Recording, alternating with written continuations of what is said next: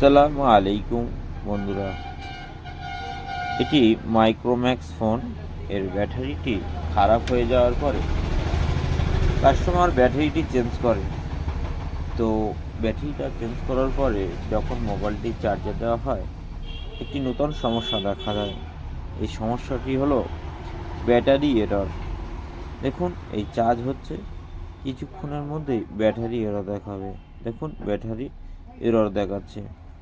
এই যে সমস্যাটা, এই সমস্যাটা সমাধান করা সম্ভব, কিন্তু ব্যাটারিটা না করে ব্যাটারিটা আমরা চেঞ্জ করব না, কিন্তু এই ব্যাটারি এরর সমস্যাটাকে আমরা সমাধান করব। চলুন দেখে আসি। সবার আগে আমাকে একটা কাজ করতে হবে। একটা অন্য কোনো ফোন থেকে, ফোনের বোর্ডে থেকে 10K রেজিস্টার নিতে হবে। এই 10K রেজিস্টারটা নেওয়ার পরে আমাকে ব্যাটারির মাইনাস এবং বিএসআই দেখুন আমি যোগ করতে হবে। এখানে ব্যাটারির মাইনাস এবং বিএসআই, এটি দাঁতলা পিন, তার পাশে আলাদা পিন দেওয়ার জন্য লাইন থাকে, সেখানে আমি কানেক্ট করেছি।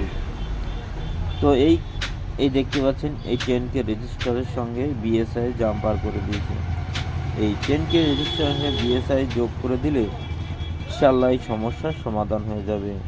তো দেখুন, একটু ধৈর্য ধরে ভিডিওটা পুরোপুরি আমি এটাকে জাম্পার করে দিচ্ছি।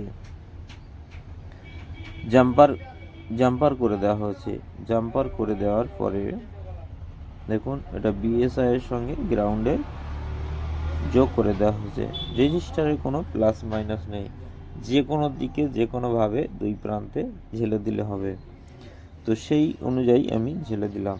দেখুন, এবারে ব্যাটারি এরর মেসেজটি ইনশাআল্লাহ সমাধান হয়ে গেছে। দেখতে থাকুন।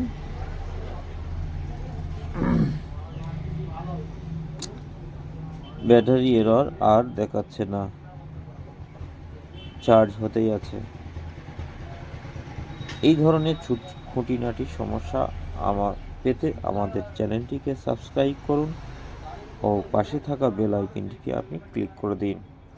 এরকম ছোটোখাটো সমস্যা আপনি বাড়িতে দেখে করে নিতে পারবেন, অথবা মিস্ত্রিখানায় নিয়ে করাতে পারবেন। ইনশাআল্লাহ দেখতেই পাচ্ছেন, আর কোনো রকমভাবে মেসেজ দেখাচ্ছে না। আজকের ভিডিওটি এই পর্যন্ত। ধন্যবাদ। Thank you.